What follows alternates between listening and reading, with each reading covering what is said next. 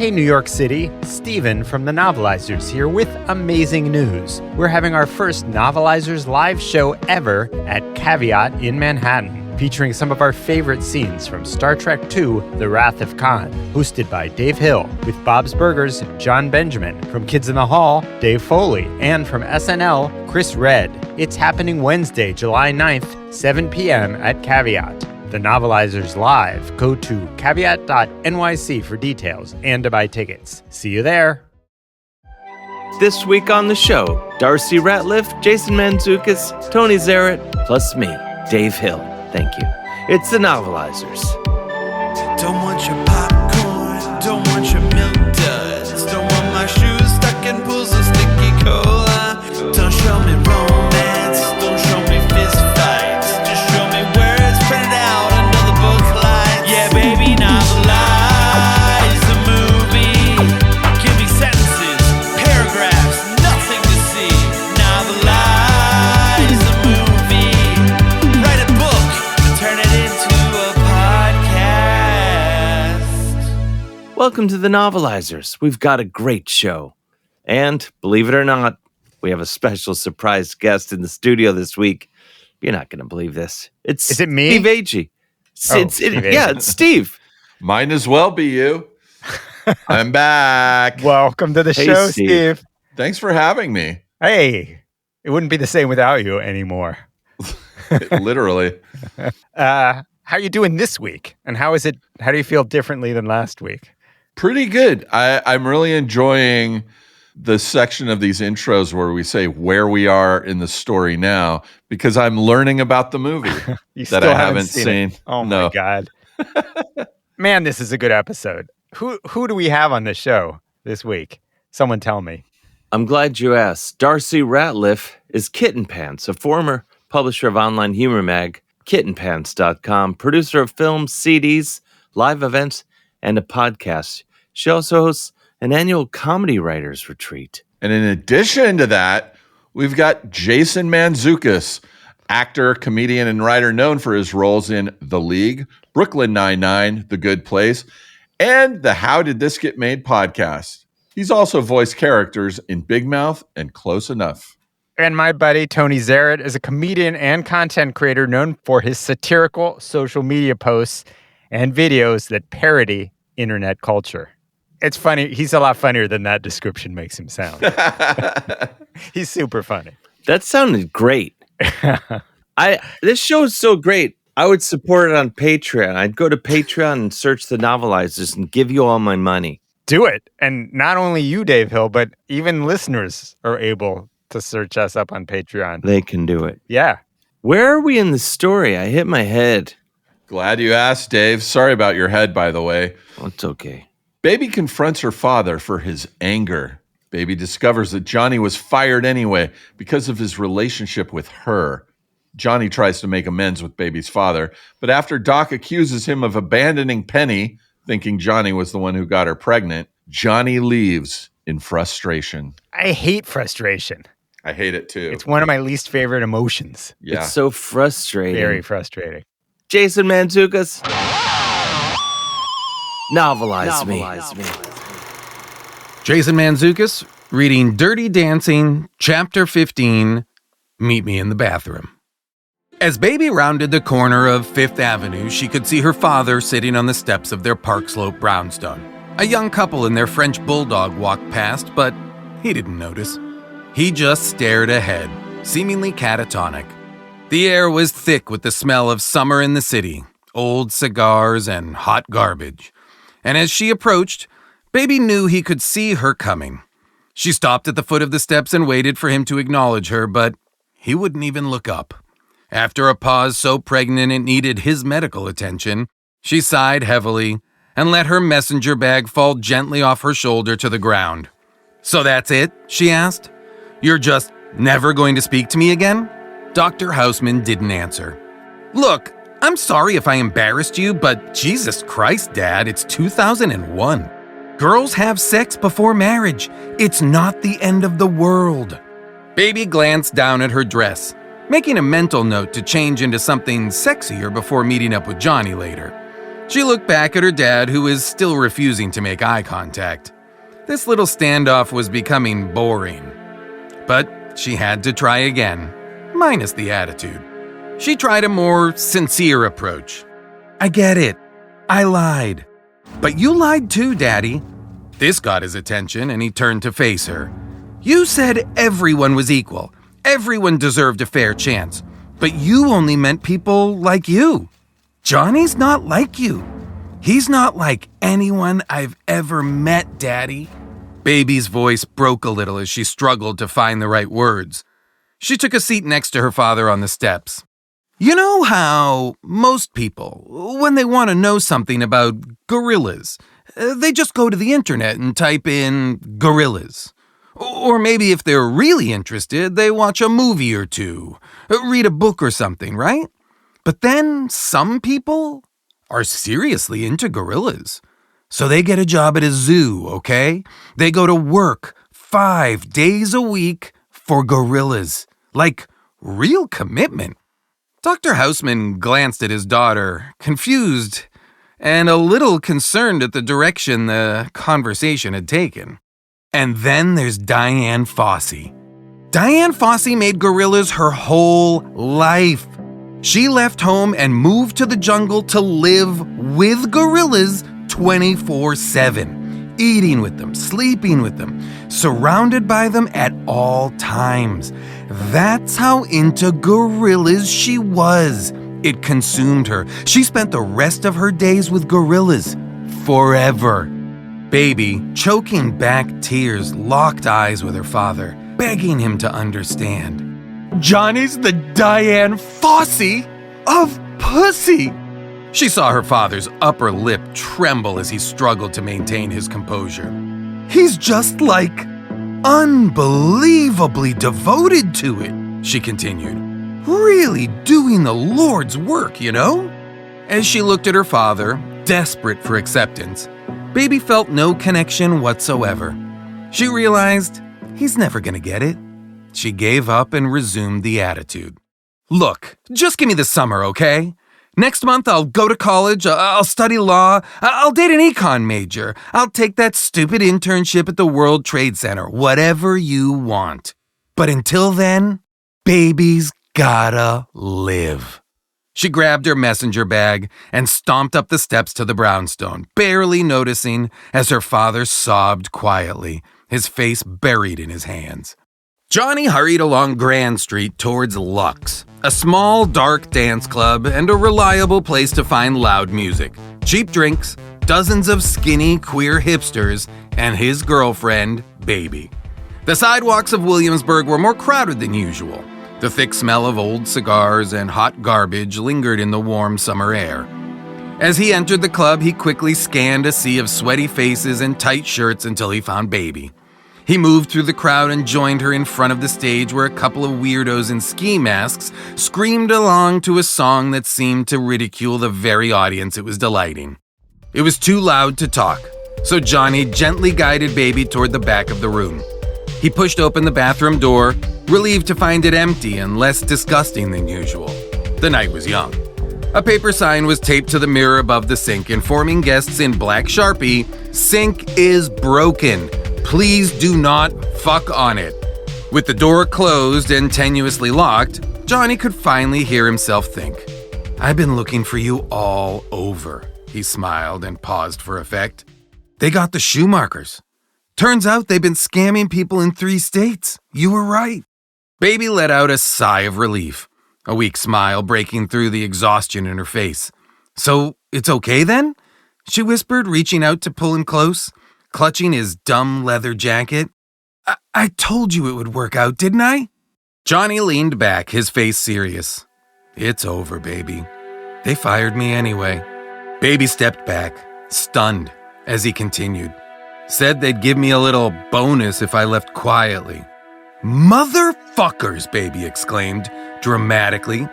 She began angrily pacing back and forth across the dingy room. "So I did it for nothing? My dad hates me? You're leaving anyway? I did it for nothing?" "No, not nothing, Baby," Johnny argued, a little hurt. "You did it for me. You did it for us. You did it for 3 nights of relatively interesting sex with a man twice your age and half your education. Baby leaned against the door and hung her head unconvinced. Johnny slid his leather jacket off as he approached her and began to wrap it around her shoulders. She stepped away annoyed. No, stop! Why? It's fucking summer, she mumbled. She walked over to lean on the sink, noticed the sign, and thought better of it. Johnny shrugged, put his leather jacket back on, and smiled. Okay, fine. You did it for free dance lessons and some watermelon and, I don't know, the chance to escape an awkward finger blast situation with Neil. That's not nothing. Baby had no choice but to agree. She was over it. Let's get it wet, John, she said suggestively. And then it got gross. Early the next morning, Johnny stood outside the Houseman brownstone, determined to win the approval of his underage girlfriend's father with his patented combination of charisma, unemployment, and slick back hair, I guess? He knocked on the door and waited nervously until Dr. Houseman opened it. Johnny removed his sunglasses, eyes cast downward. Dr. Houseman, could I... He stammered a little as he met the doctor's stone-cold gaze. Look, I know what you probably think of me. You don't know what I think, Houseman interjected. He couldn't believe this idiot had the balls to show his face. You don't know anything about me. Johnny cleared his throat, steadying himself. I know you want your daughter to be someone people look up to. You don't know what I want, Houseman shouted. You don't know where I want people to look. Johnny took a deep breath and tried again. Your daughter's amazing, sir. She's not like anyone I've ever met. She's like... The wind surged, rustling the leaves on the stoop, momentarily distracting them both. The cloying, rancid odor of old cigars and hot garbage made Johnny retch a little. Someday he'd associate this smell with the best summer of his life. But at the moment, he found it super yoinks. No thank you. He refocused and continued. Your daughter's the only person who ever believed in me. Ever made me believe in myself. Makes me think I could do anything. Like go back to school or get my pilot's license or go live in a field in Pennsylvania maybe. Sky's the limit for me, Dr. Houseman. And that's all thanks to Baby. Houseman remained cold, unmoved. Johnny sighed. He was stumped. Sir, have you ever heard of Diane Fossey? Get the fuck off my porch, son, Houseman snapped. Yup, fair enough, said Johnny. He put his sunglasses on, turned, and jogged down the steps, waving at Dr. Houseman without looking back. See you at the big talent show, I guess. Don't tell me when to see, Houseman shouted, really scraping the bottom of the barrel for weird things to yell angrily. I'll see whatever I want, whenever I want. I suppose that's what you would see, sir, Johnny mumbled as he strolled coolly towards the subway station, his stupid leather jacket glistening in the morning sun. Thank you, Jason. We'll be right back after this. And we're back. Each week on the show, we interview someone who worked on the film Dirty Dancing. I don't know, Steve, do you want to hear that interview now? Yeah, you know what? Let's hear that interview. Hey, everybody. Welcome to the interview portion of the Novelizers. I am Kevin Carter, and I'm here with Tony, who was, get this, the weapons handler for the movie Dirty Dancing. Tony, how's it going today? It's going great. I've handled so many weapons today, swords, guns. I mean, I love my job. I love handling weapons, so I basically get to do it all day. And yeah, I'm feeling good. I actually recently kind of got the all clear from the whole Alec Baldwin lawsuit. I will not be in jail. So Congrats. Congrats. I'm basically, I feel like I'm floating. Just hopefully he goes away for a long time. That's good. So not my fault. Yeah, it's not your fault. It's not your fault. Listen, you're good. You found not guilty or however you want to call it. You're here. You're here today, and that's what's important. So I'm gonna have to ask the elephant in the room. Address the elephant in the room. What were you doing? What were you handling on Dirty Dancing to be the weapons handler? Well, just to be full disclosure, it was a little bit of a nepotism situation. The director of the movie was my uncle, and I just finished college, and I wasn't really actively looking for work. I was just kind of more focusing on my partying and my really just that. And then my parents said, "You got to get a job." And I always loved weapons. Just shooting them, swords, knives. And so they basically said, "Okay, you can go work on this movie, and you get paid as weapons handler because you love doing it." And there was, unfortunately, I had looked at the script and there weren't any weapons, but I showed up with just a truckload of them, and every day on set, I would be going, "Hey, before we start shooting," sometimes once the shoot, even after the shooting already started, interrupting, going, "Hey, maybe we could use a weapon in this scene." And it never really came up. A few times I ran on with some guns and knives and just sort of scared people, thinking maybe it would make the scene more exciting. But it was basically just as a favor to my parents that I got that job. Really? So did they know somebody within the business to get you that job? Yeah, the director, Emil Ardolino, was my uncle through marriage. That's how we have different names. Yeah, so that was how except my parents basically forced him to give me the job. He did not want a weapons handler on the set, but he changed his mind pretty quick when I showed him my Glock. Yeah. That's normally how that happens. Was there a scene that you can help with the audience? Is there a specific scene maybe in the movie where you felt like was truly the best place to have the weapon? Like this place right here deserves a weapon, and it didn't happen. Absolutely. So I'm sure we all remember the classic scene, the big dance at the end where Jennifer Grey runs up to Patrick Swayze and he picks her up and kind of holds her up in the air. I thought this is kind of boring. I think she comes at him, and then I had this thing. I had a Luger and a Glock, and I was going to have him pull out one, bam, Luger right to the forehead. I don't know. Obviously, this is a podcast, but I pointed my forehead, and the Glock, bam, right in the chest. Blood all over the floor. And then her dad obviously is mad. He does not a gun owner. But what he does, he's got a sword. And Swayze is so excited from having shot the girl who was coming at him for the dance that he's not paying attention. And the dad, Jerry Orbach, comes at Swayze with the sword, lops his head right off. Yeah. And then while the head's going in the air, everybody in the audience is armed to the gills. They're going pop, pop, pop, pop, pop, shooting at the head. And they basically 100 bullets just splatter the head everywhere. And I go to the director, my aunt's husband, and I'm going, let's put this in the movie. And they didn't do it. And I'm looking at the box office. The movie earned $214 million. But if they had my scene with the head getting lopped off of the shooting, we would have had $215 million, $216 million. But that's money they left on the table. Exactly. So because right now I'm assuming the movie was more like a romance, a romance movie, whatever, right? So just that last part, when you talk about just the last scene with the guns blazing, everything, right? That would turn it into, whether it be an action or like a gore situation, because that seems very graphic. I would call it action because, and the great thing is, if that had been in there, unfortunately, I mean, I suppose times have changed. Maybe this is going to come up as sexist, but it was kind of seen as a movie for girls. But if they had that part, we would have had the girls. We would have had, the guys. It would have been a little something for everybody instead of this romance thing about, learning how to dance with a hot dance teacher. It would have had, it could have said on the poster, I'm looking at the thing. What's the tagline now? It was, something about I can't read, unfortunately, I don't have a good view of it, but it would have been like, love, dance. Let me hang on one second. Dirty Dancing tagline. I'm going to do a new one. First dance, first love, time of your life. It could have been first dance, first love, time to die. And then that's pretty good. That's good. Pretty good. That's pretty good. And that gets in the guys because you have to remember this was the golden age of action films. You got the Predator, the Terminator, and all this stuff.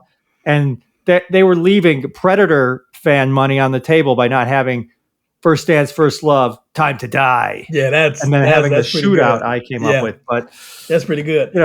So as the weapons hand, like, are all of these your weapons, or is it like you get it from a like a rental place or something? How does that work?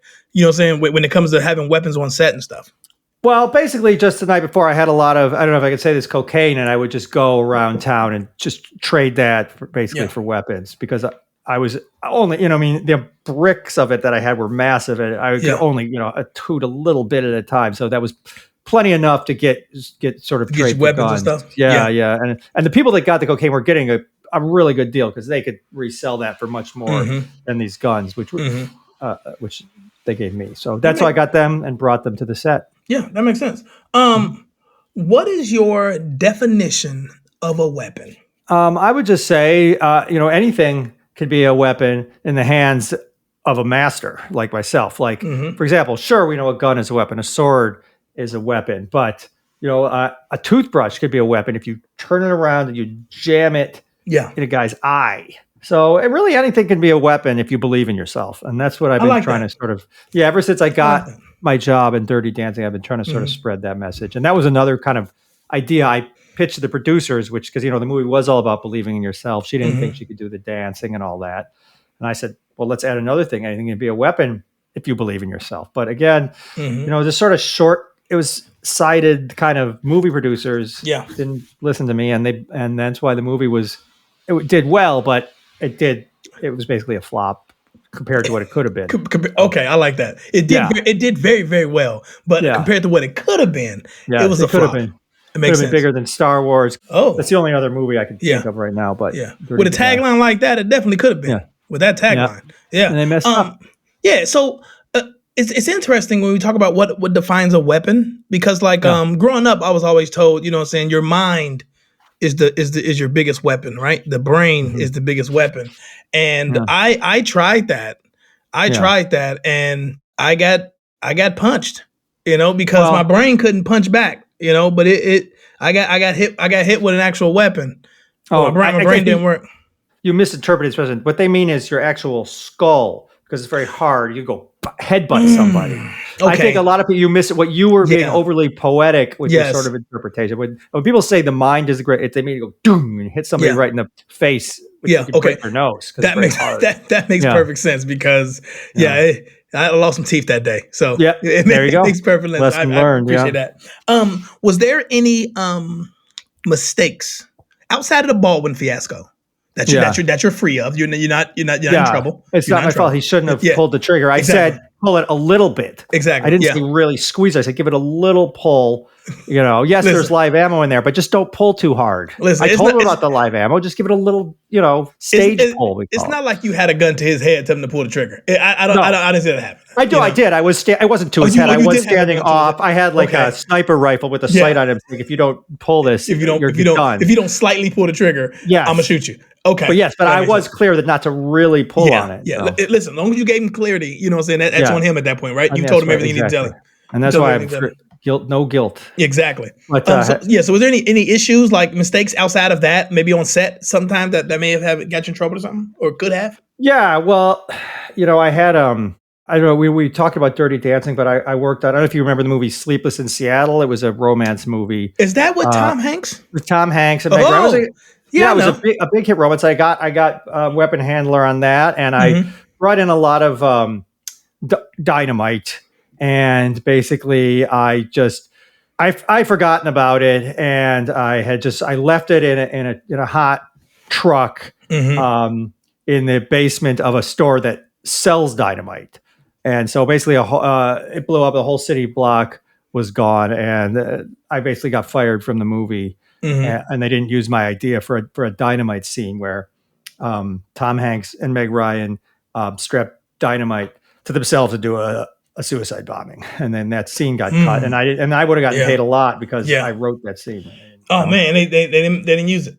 Nope. And if you've seen the movie, you're waiting. Okay, they're going to blow themselves up any minute, and then the movie just ends. And again, would have been a huge movie. I mean, it was still popular, but again, would have been more popular. Oh wow. Another mistake. Yeah, another mistake on them, right? It was a huge flop. Yeah. It was a huge flop, right? Huge flop. Now, have you ever heard of the movie Expendables? Yes. Yes. Okay, Great so movie. yeah, great movie. I have to say this, and I don't mean no disrespect. Yeah. I was looking at the credits after I've seen all four of them. Yeah. I love them all, right?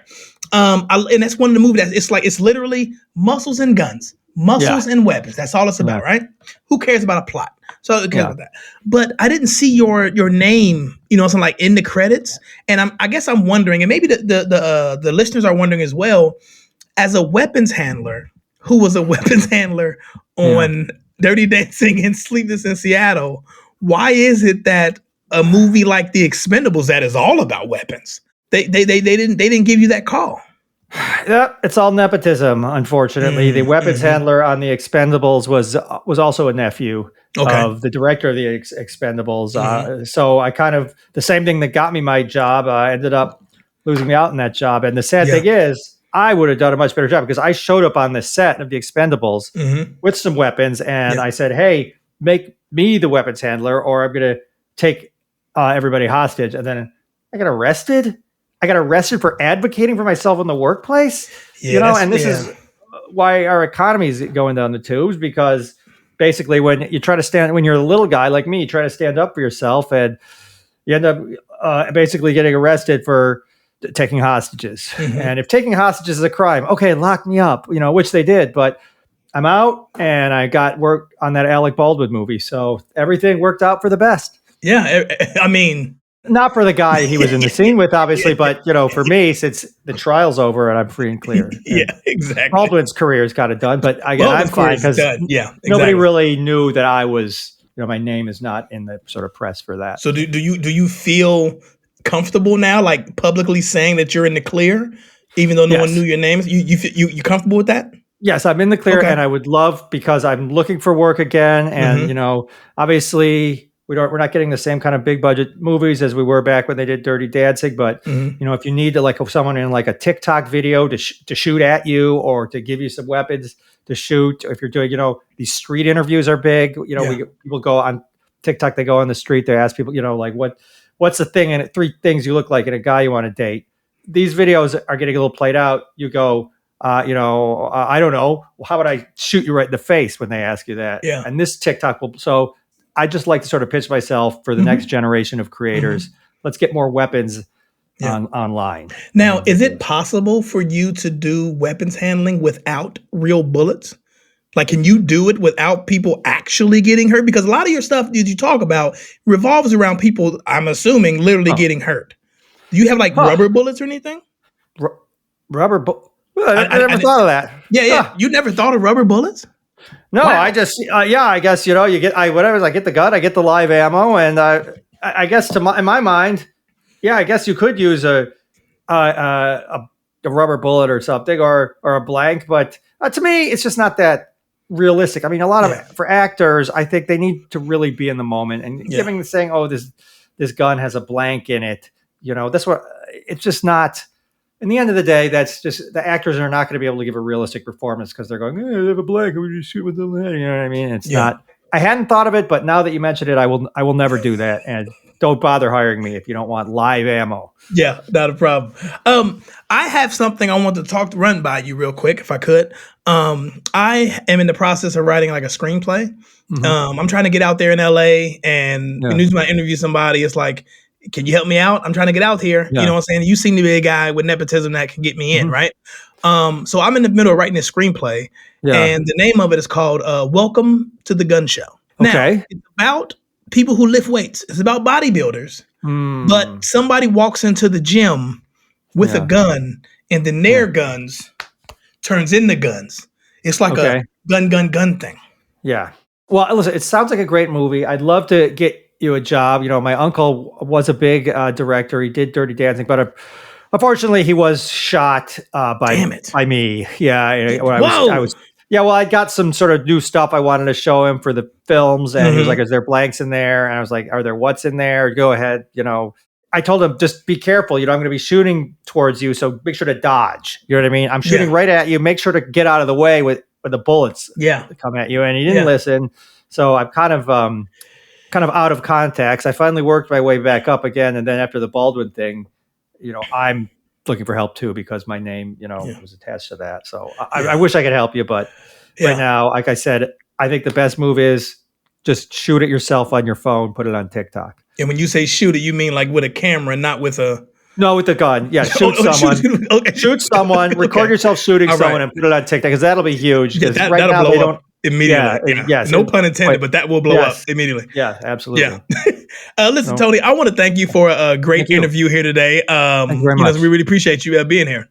Oh, well, great. It's great to be here. And like I said, if anyone wants someone to sort of take your movie into a sort of a very high risk area where your insurance will shoot through the roof, give me a call, because I'll be there with my live ammo.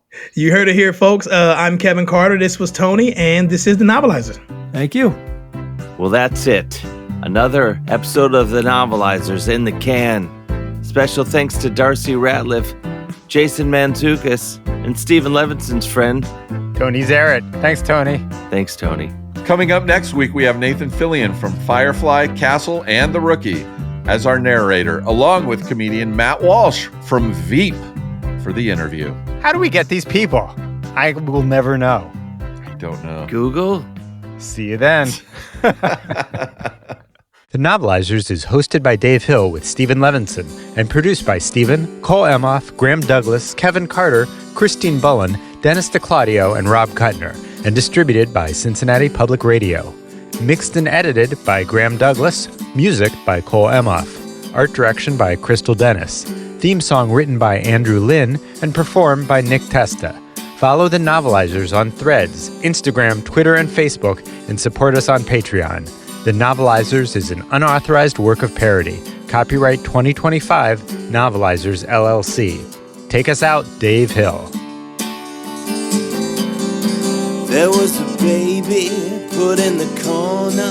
There was a guy who could give your mama a boner. He taught her dancing, it took a minute, and she flew into his arms just like an egret.